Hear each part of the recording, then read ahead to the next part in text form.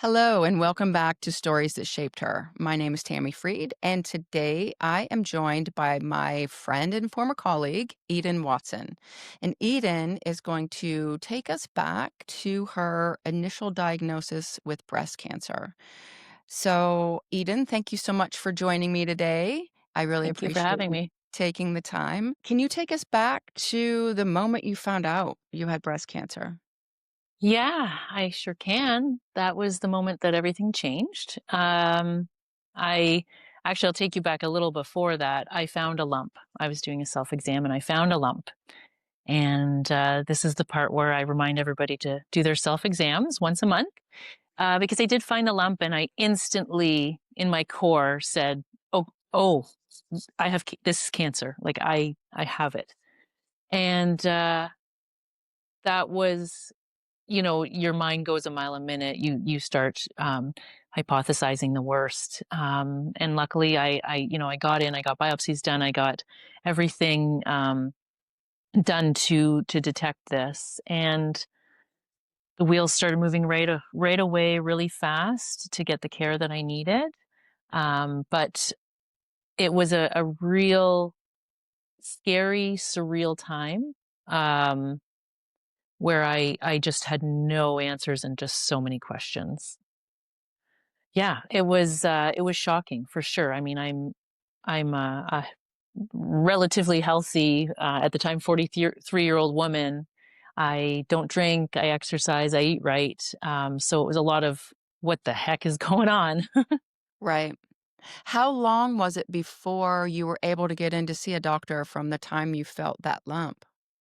About a week or a week and a half or so, and then from there, quickly got a mammogram, quickly got a biopsy, and then quickly, within a month, was having surgery, and then within another month was having, 2 months from then after healing up from the surgery, had chemotherapy, 8 rounds of chemotherapy. Oh, wow. Yeah. What was going through your mind? Um, really, honestly, it was I. This is before the full diagnosis. This is, just a layman getting cancer and not knowing anything about breast cancer. I thought, oh my God, I might not see my child graduate, and that was it. That was earth shattering.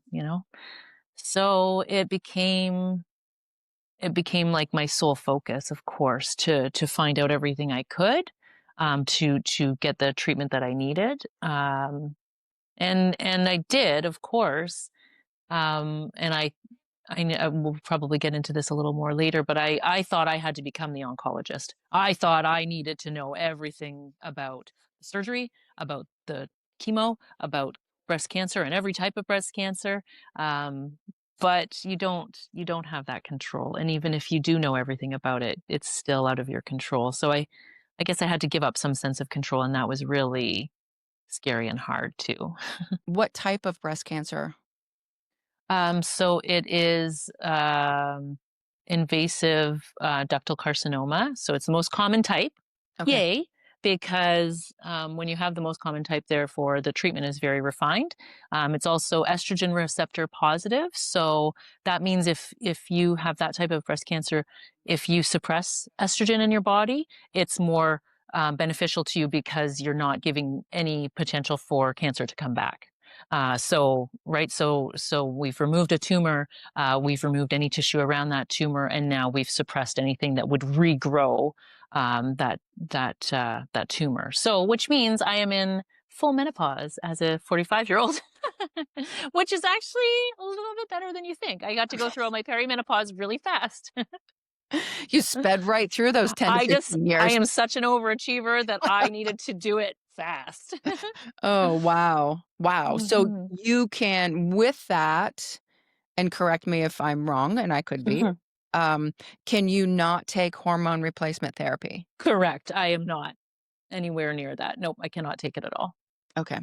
Okay. Mhm.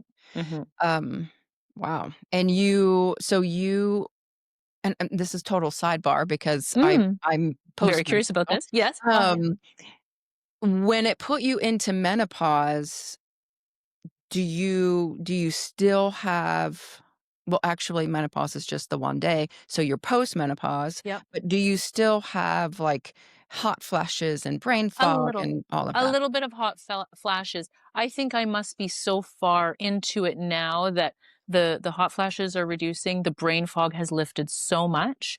I've also had a divorce in the midst, so I don't know what of some of these things can be attributed to the stress from, a crumbling marriage, if you will.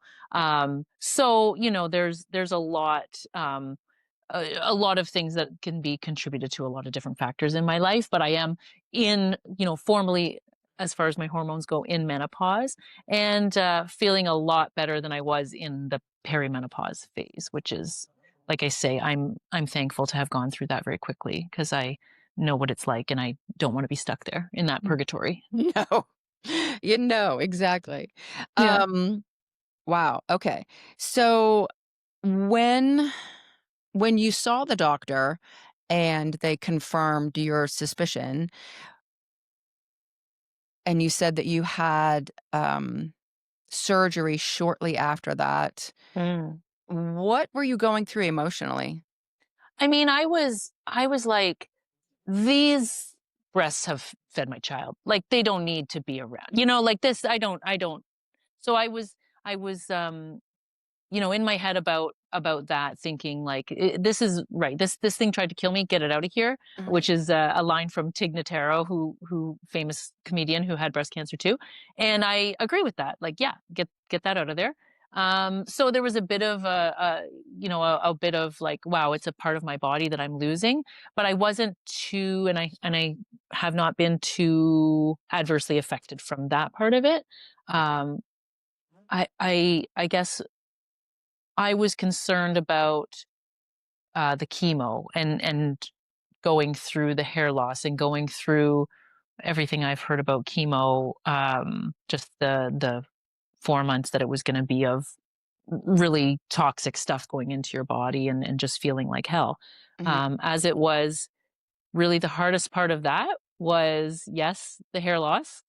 Even though I told myself, hair. Come on, hair or health, like hair or living your life. But it was surprisingly, it affected me a lot, and so much so at the very end, the last week or so of my chemo, that's when I lost my eyebrows, my eyelashes, and that is when I looked very unwell. But I wasn't unwell. I was done. Like it was. We were through the worst of it. So that was really hard. So yeah, for your listeners, if anyone's going on that journey, that's a milestone. That's a tough one.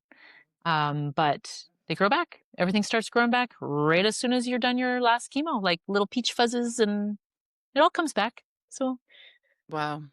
yeah, but it was that affected me for sure. Luckily, the big glasses, put on makeup. You can't do much when you don't have any eyelashes at all, but you can fake eyebrows. Right, right, I've Uh, seen that where they have, like, those little it's like yeah, a little markers with tattooy thing. green Yeah, yeah. yeah. Um, did you, did you embrace the hair loss and just go with a head wrap or ball Some cap? days, Yeah, some days, yeah, some days. I, we both were involved in a big company who had like an annual event, and I went right away after I was back to work and well again. And I chose to wear a wig, but they are hot, man. It is hot under there. So I don't know how people do it. But yeah, so I did that for part of that, just to. It was more for other people's discomfort than my own. So people hadn't seen me for a while, and it would be a shock. And I didn't want it to be a talking point with every single client. It right. didn't, that's very draining. Yeah, so I just did wigs. When I would go out, I would, I'm in Northern Ontario, so toques, that's the beanie, a beanie, if you will, for your, for The your folks. Americans. Yeah. So I embraced it at home. I didn't wear everything, but my son sometimes was a little, it would remind him that mom was sick. So sometimes you could tell he was like, I just want her to be well and I don't want to see her with the bald head. Right. So I was conscious of that a little bit too. How how did you tell him? Oh, so I will say, 'cause I know we talked a bit before. One of the questions was about what the hardest part of all this was. That's the hardest part, undoubtedly, of anything I've ever done in my life is telling him. So try not to get emotional, but yeah, I looked up online. I read different blogs and things about how to tell your child about this. Breast cancer is very treatable. Breast cancer is very curable. But breast cancer is, you know, you're fortunate if this is the cancer you've got. Unfortunately, you've got cancer, but this is the one you want. Um, in some instances, in my case, um, and I had to tell him that you hear cancer and you think you're someone is dying, right? Right. Right. And kids don't always get the nuance and they don't have the understanding that yeah, this is curable. This is mom's going to be okay. Um, but we had to tell him. So I delicately told him, and I made sure he understood that mom is in great hands. There is a plan. This is very, exactly like I told you, very curable. This is very treatable. We've already got a plan. We've already got the wheels in motion. And I'm going to be okay. I'm going to go through some hard stuff, but there is another side to this. Um, but that was, yeah, I've never experienced something so heartbreaking. I can't imagine telling your child of any age Yeah. Yeah. that you're sick. Yeah. So he was ten at the time. And we sought out the social worker at the hospital and got some referrals for that, just so we were all, able to communicate about this. Like, you're going to have big feelings. There's even a book that she's an oncologist herself wrote about.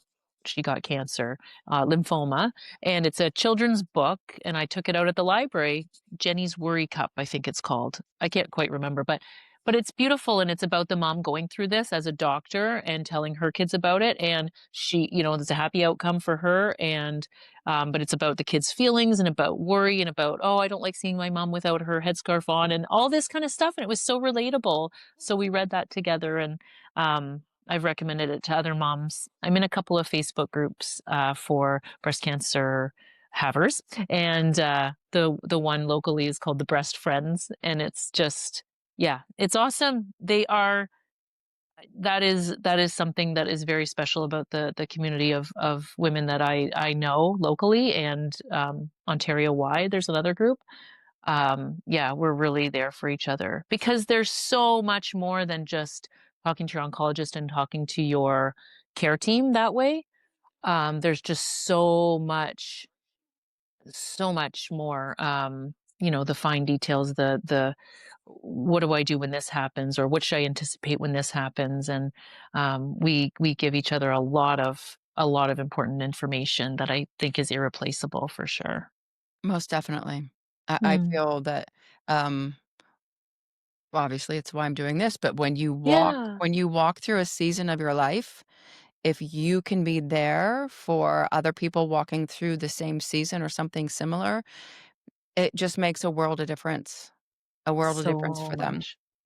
Yeah. So much so, yeah, and it feels so I had a breast cancer mentor right away, somebody I know locally that, she's a triathlete Oh, and ended up wow. with breast cancer. I say to myself, if so and so can get breast cancer, of course I can get breast cancer. Mhm. That's literally what I said, and, she walked me through a lot of it. She had gone through it during COVID time, so it was just really isolating and tough for her to do her chemo on her own. And we talked at length, and then I paid that forward. I did the same for somebody that I didn't know very well. Well, didn't know her from the back of my hand. And she, to give somebody else that knowledge and that understanding and that little touchstone of support. It's truly like it did do something positive for me to be able to be there for somebody as well. Yeah, that's absolutely beautiful. I love Hmm. that so much. So, did you have any relationships with friends or family that changed or that you were surprised by? Yeah, well, in a way, I telling my son was the hardest. Telling my friends was also hard. Um, I, I almost want to. do a video on it someday, or write a blog about it someday about, what to say and what not to say for when you're talking to friends who have cancer or somebody who has cancer. Yeah, it's just, I know everyone is well-meaning. Of course they are.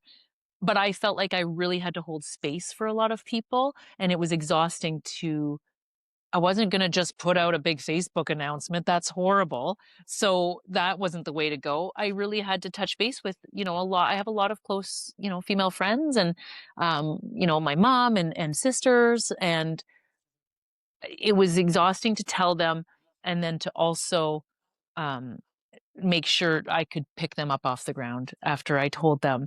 Um, and I that's a very natural reaction. Of course, you don't want to hear this about your loved one. Mhm. But it's also, you need to make sure you're there for them and it doesn't flip to the other way around. Because I did find that in some instances where I was having to really support and say, "It's gonna be okay. I'm gonna be okay." What Yeah. I love that you wanna write a book out or a blog post. I think it needs to be a book because I think your Yeah. blog post would be like, 120 pages of what not to say. Um, what if if I called you, Eden, and I said, "Oh my gosh, Eden, I have breast Yeah. cancer," what would you say versus what the What was regular said people sometimes. say? I would start by saying, "Oh my god, Tammy, I am so sorry."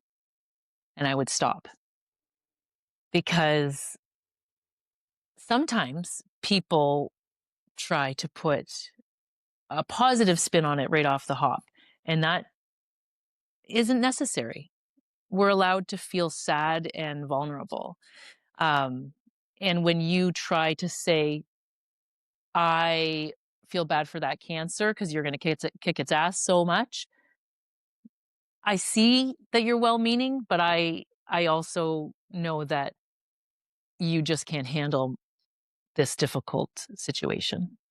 Um, so I want for folks to realize, like, it is important to let that person know that you are truly sorry for what's going on in their life. And, you don't have to just rah, rah, rah. It's okay to sit there in silence and say, geez, you must be going through some hard stuff. You're such a great person. I hate that this is happening. And that's enough. You don't have to, of course, people wanna know, "Well, what's happening? Are you doing mastectomy? Are you doing, reconstruction? Are you doing surgery? Are you do blah, blah, blah, blah, blah, blah." And yes, there's a time and a place if you were telling me this and you started talking about sort of what's going on, but if they don't wanna talk about that right then, they might have had a long appointment with their doctor and they're, like, tired today and they just needed to get it off their chest and let you know before you heard from so and so, and, so it's just, it's delicate, and you just have to sort of tread gently and lightly when you're talking to somebody about any major life change like that. Well, about somebody's divorce, about somebody, or change in employment, losing someone close. I think that this pertains to all of those difficult situations. Yes, my friend Laura, I don't know if you had seen that episode where she lost her husband, said that what was most beneficial is just an ear, Mhm. no words, Mhm. just, let me say what I need to, say, get off my chest or whatever, just to be there for that person Yeah. instead of How to fix. yes, yes, yeah, Yeah. most definitely, just be the girlfriend and not the fixer. And it's so hard for us all as women to not just swoop in to fix. Of course, we know, we know what's going to work. We're going to tell you. But there is a time and a place for that. And maybe when they are first telling you about this situation, it's not the time and place. And maybe you can just say, I really want to swoop in with some information here, but I'm gonna wait Mhm. and you let me know when you're ready to hear it or whatever, however you get back to it or don't, Right, you don't even need to. right. Don't worry, that cancer haver is doing their own oncology report in the background as it is. I can imagine. I absolutely no matter what happens, the doctor always says, "Do not Google X, Y, and Oh, Z. too bad. And it's the I've been first thing. Googling for 2 weeks. Yeah. Um, I will say I had a book that was recommended to me, the breast book, and it was by Dr. Susan Love, I think. Anyway, and that I would read the sections on whatever I was in. So if I was in surgery time, I was reading about that. And then when I got into my chemotherapy time, I was reading about that. And then when I was in sort of like the post chemo hormonal blocker type stuff, I'm reading about that. And I paid that book forward to, unfortunately, another young person a year younger than me that's a breast cancer survivor too. So yeah, I mean, you want to be informed, and you want to be your own advocate, but trust that they do know what they're doing. Just you have to be cognizant of your symptoms and cognizant of, how this can go. But I think, yeah, you have to know that these people have done so much schooling and treated so many other patients that they do know what they're doing. So don't try to solve it yourself. Right. When you were going through the chemo, was it Mm. every week? Was it how long? Every 2 weeks. You Every go 2 every, weeks? yeah, mine was every 2 weeks. You sit in the chair for about 4 or 5 hours, and then you go home, and then a nurse comes the next day to give you some fluids, top you up so you're not feeling so crummy. But my doctor is she's still my oncologist for another little while. Very good about making sure you don't feel all of the horrific nausea and bad stuff that they did in years past. So I feel like I had a pretty good go of it. Um, One of the worst things of chemo is that you have this pick line, and I had a line in my arm for 8 weeks. 8 weeks? No, sorry, 4 months. Double Okay. that. It's gross and it's awful, and it's pick is the right word for it because it wiggles sometimes and it kind of picks you, and it doesn't feel great. Um, but it was necessary, so I didn't. I guess if you put chemo right into other veins, this line goes right into your heart. So Oh, they're well, yeah. Anyway, moving right along. So they don't hurt your other veins, like they want to be delivering this medication to somewhere that it's a big, robust artery, I guess, right. is my understanding. So yeah. Ugh. But That yeah, that was kind of yucky. Um, but you know, it's still surreal to look back. I see pictures of myself with the no hair, ringing the bell, or any of that stuff, and I'm like, are you even kidding me? Like I have come so far. It's only been a year and a half since I've been finished my, chemo, and yeah, wow. I yeah, it's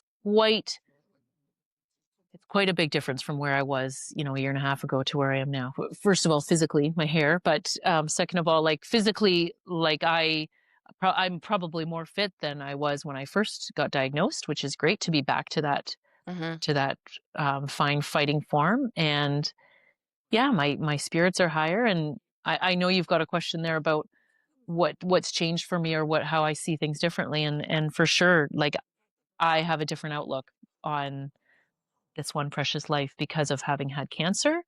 I it's not so much goals. It's not like, oh, I'm going to crush these goals no matter what. It's to really believe in myself and to be unashamedly invested in myself. Because I am the thing that matters. And if I don't take care of myself, by prioritizing health, fitness, mental health, um, then that's what can crumble is me, and then nothing else can happen. So really, I really think like people, it shouldn't take a cancer diagnosis to really want to be firmly invested in themselves that way, but unfortunately, sometimes it does. Right.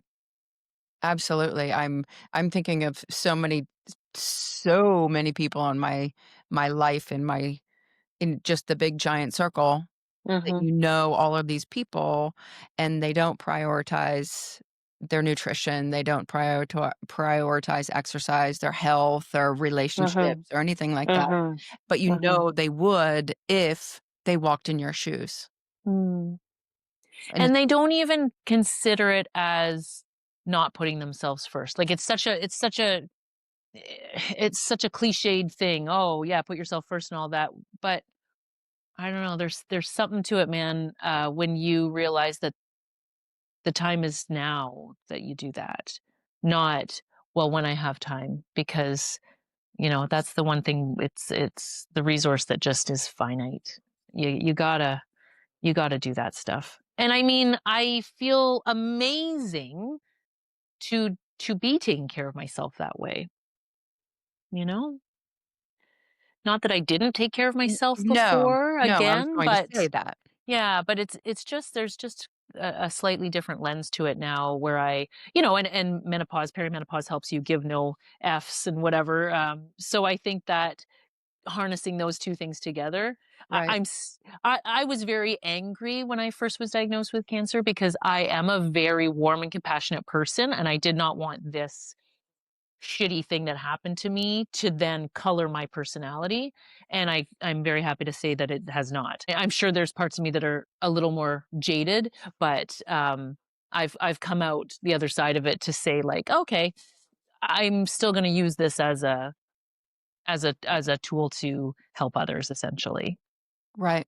That's absolutely awesome and incredible, and, with that said, how do you see yourself, other than mentoring other women going through this, how do you see that season of your life moving forward in a positive manner?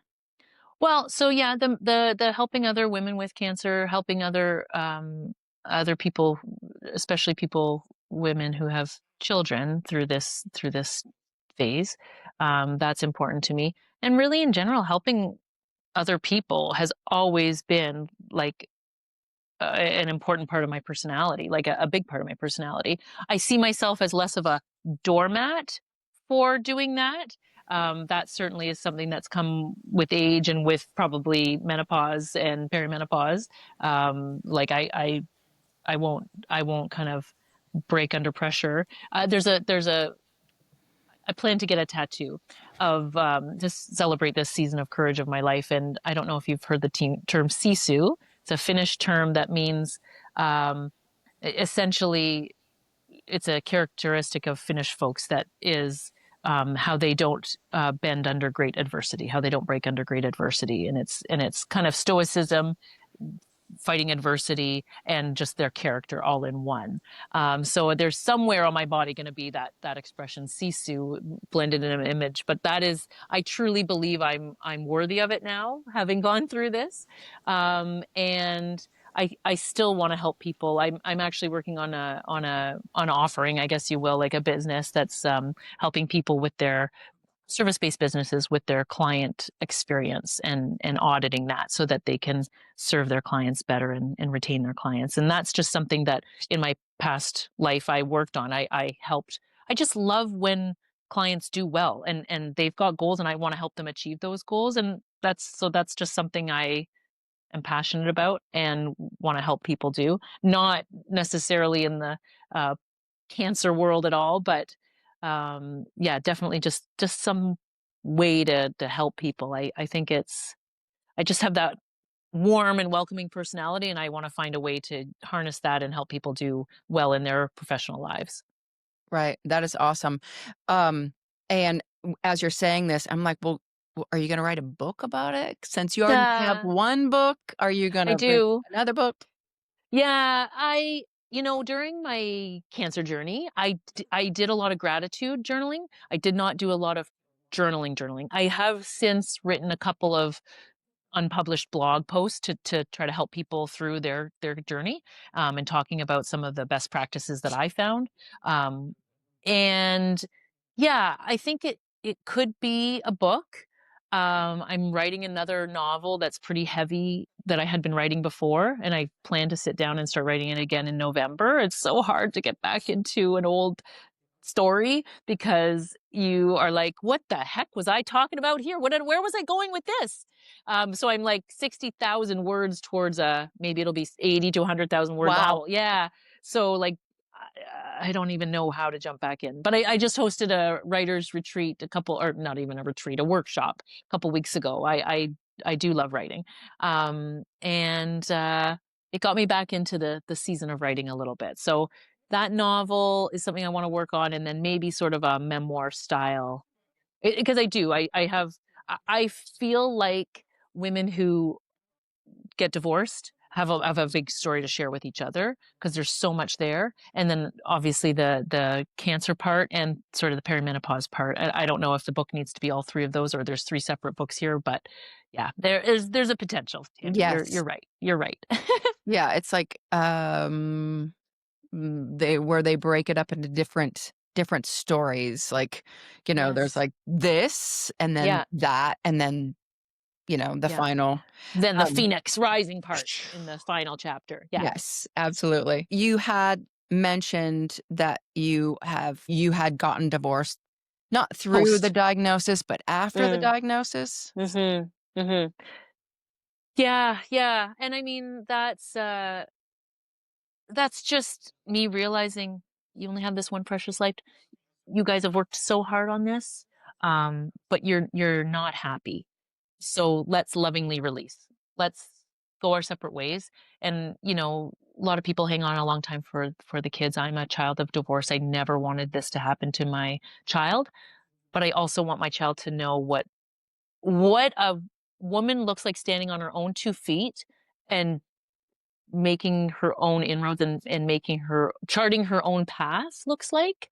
I'm very much of that mentality. And if love comes into the picture, then he can see what that looks like too when two adults are, cherish each other that way. That's great. If that doesn't happen, great too. But I do want him to see that you don't have to, I don't know that settles the word, but like you don't have to live small and uncomfortable just to be married. Yes. Yeah. Yeah, Marriage is maybe just a constraint, if it's not serving you, then why are we doing it? right, So, right. yeah. I feel the same, No, you don't, Jerry. Come on. Delight. delightful, but I feel like there's so many people that we know that are together for the children, and it's Mm, miserable for everyone involved, yeah. Yeah. and it's not fair. It's not No. fair that you're not showing your child how strong I can be. How strong can a woman to know that she's not in the right place and Right. say, "I'm not happy. You're not It's not happy." serving anyone. No. No. And I mean, I Googled effects of divorce on children and I would get mixed reviews, Mhm. right? And that was a lot of why I put in all the hard work and the therapy and all the stuff. But at the end of the day, it doesn't even matter what effect it is going to be on the child. I still think getting out of it and assisting them, through therapy or whatever to help them navigate now a divorced family. But I can't see how staying together and being unhappy is any better than uh, hopefully on the other side for folks there is some reprieve and happiness. I mean, certainly for me there is, and I'm very amicable with my ex. So I mean, I have moved towards a life that I've cultivated and created and that I want to be a part of. So if that's not why you're leaving and why you're divorcing, then I'm just hopeful that that is why people and what they get to have on the other side of divorce. Right. Just Well, a life that you curate and cultivate and that you want. right. Right. And I feel that, like, if you would get mixed reviews if you Googled children of divorce because you have so many different dynamics, right? Mm, If you are a strong woman like you are, and you're right, going to have, a good relationship with your ex-husband and you're still co-parenting together, then that's right. going to be a positive. Outcome. Yes. Yes, Yeah. You're yes. right. Yeah. Yeah. Yeah. Yeah. Um, Well, there's another book right there. right? Right? How to divorce and still thrive. Yes. I Yes. don't see how you couldn't, but that's because I'm very focused on thriving and very focused on showing my son like what a strong, independent woman looks like. Yes. And That's I that's the thing. I think that is absolutely fantastic, and not only did he see his mom go through a hard season of breast cancer, and then he sees a strong mom say, "Hey, you know what? No, I wanna be Uh, happy." And yeah. I can't see how that wouldn't be a positive outcome for him, Yeah. as he Yeah. grows up and finds a mate, if that's what he chooses to do.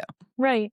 Yeah, And he gets to see his mom turn our family camp or cottage into our full-time home. So he's witnessing a whole the phoenix rising up thing is not untrue. Yep. yes. We've got a lot of that happening. Yeah, and that is amazing. Those views every single day have to be, wow, Yeah. just incredible.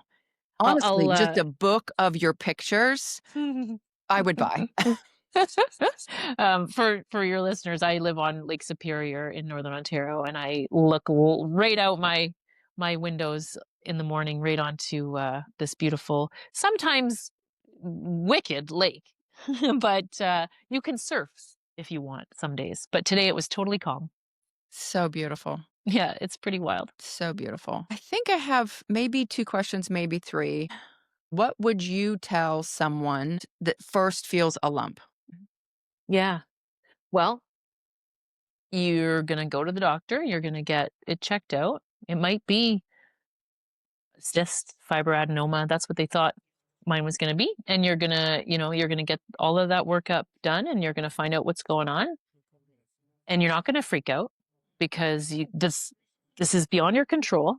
Um, and if somebody follows my path and does get diagnosed, I think the first scariest thing for me was I did not want to tell anyone because then it would be real. And telling the first person, whether that be your husband or your I think my niece might have been even the first one to know. um it's awful, but it gets easier. And I would suggest, like, one of my top tips for folks is finding that community of people that have walked this already. there are there's probably a Facebook group in your neck of the woods that is a local support network. We have the one locally here, and we even put up posters at the oncology unit in the chemo suite to tell people to join our Facebook group so that we can support women who have breast cancer. It's not, and I hope it exists for prostate cancer. I hope it exists for every cancer out there. Um, because it's a very isolating and lonely place, and you've got a lot of time to think sometimes when you're up at night because you have anxiety. So yeah, having a support network of people who, or even one close person who's been through this, I think that is so key to the journey. Yeah. What surprised yourself about you going through this? My my strength and resilience. I was very much like, okay, everyone's rah, rah, rah. Like, this is BS. Like, I feel like my life's over. And at some point, like, I was like, oh, yeah, I got to have a positive attitude, got to beat this. But like, sure. But I was like, I just had my sisu. I just had that perseverance and resilience, and that pushing against adversity without becoming hard, cynical.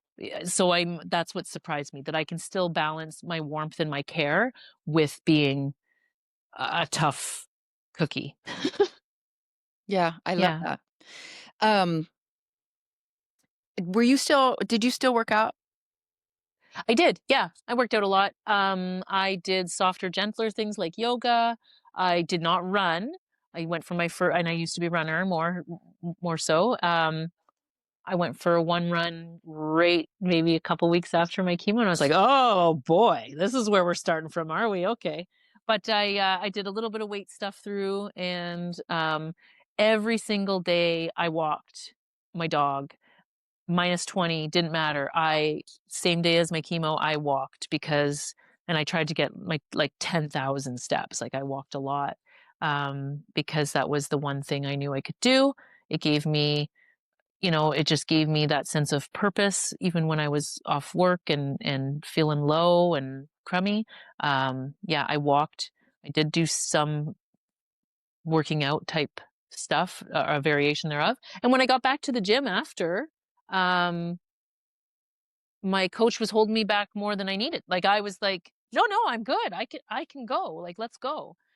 So much so, like actually just the other day, a girl that I work out with in our like semi-private training, our clipboards got switched and I was doing her stuff and she goes every day. And I've taken some time off because I'm doing these renovations at home and I was like, these push-ups say band assisted, but I don't think I need the band because I can do 10 push-ups. And she's like, oh, okay. Well, don't use the band then.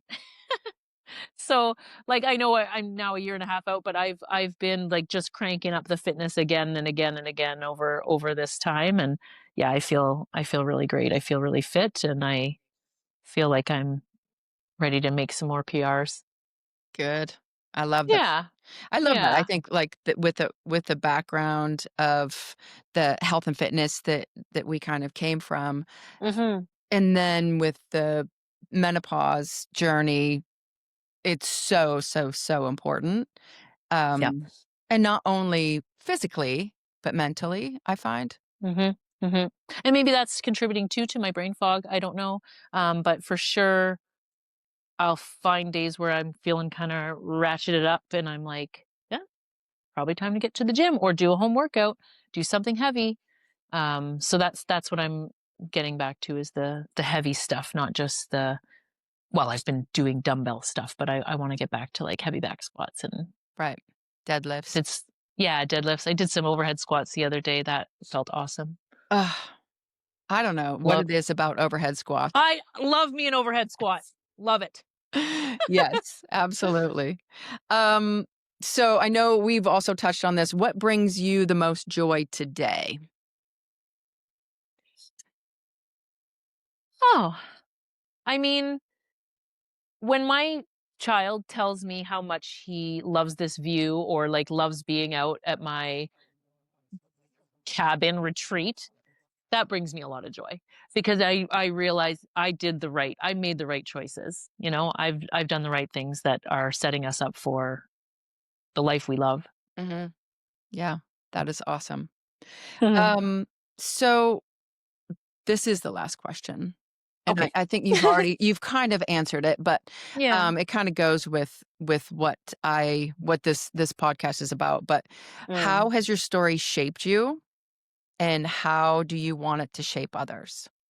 Mm. I think I identified this while we were talking, which is that I have maintained my level of warm compassion and I'm tough as nails. So, like, somehow being both those, it's like an oxymoron, isn't it? It's Mhm. like two things you don't normally see together. But I'm really proud to be that woman. So yeah, the cancer, the divorce, the renovating this place that's like a diamond in the rough. All of those things have really coalesced to shape me into still this warm, nurturing person that wants people to feel safe and welcome, and also just push through hard, grating stuff. Like life is throwing stuff at you. Life keeps lifing, and you persevere. And I'd say I'm persevering with grace and positivity. So that's what I think. That's what has shaped me, and that's how I want to show up in the world and bring something I want to bring to others. Yeah, that's, awesome. That is so awesome, and you see that, I can see that, just in talking with you, in watching your renovation of your cabin, which is a lot of renovation, Sure um, is. and, and your beautiful attitude that you can feel through your posts, and, yeah, today was just Mm, a joy. Thank you so much for joining me today and sharing your story. It is so positive and powerful at the same time. I mean, you can have mm, that at the same time, but I, I honestly, Eden, I didn't expect anything less from Hmm. you and knowing you, and working together so many years ago, but, um, Thanks, Tammy. Aw. it's so wonderful, and I cannot wait to see, um, your new chapter. Yeah. So, that's going to be launching soon? Yeah, yeah, I would say soon. I'm gonna start off small and sort of get my feelers out. I've kind of worked for myself before, and I'm planning on having full-time work as well. And this venture is gonna be kind of my little pet project. Mhm. And watch for more books too. I mean, I only have this one precious life. I got to fill it. I got to Right. do all the things. I've got lots to do. Yes. So, and I look forward to hosting writers retreats, and I just want to bring this, cultivate this kind of joy and space that I enjoy myself, and bring others into the fold. Like the people who attended this writers workshop, they were like, I just felt so welcome, and I just felt like I could share. And I'm like, that's it. That's exactly it. I want to make people feel that they can share that beautiful writing, or business, or whatever it is, with the world. Like, come on. Yeah. Yeah. It's like, what was the password that you gave me? Confident Tammy, and I can't tell you how many times I think about that. Oh my gosh. Yeah. That's So, so special. thank you. Ah, Thank a you. Tammy. That's Yes. so nice. So, I thank you so much, Eden, I really do, Thank you for having me. It's been yes, so nice to talk to you. and you as well.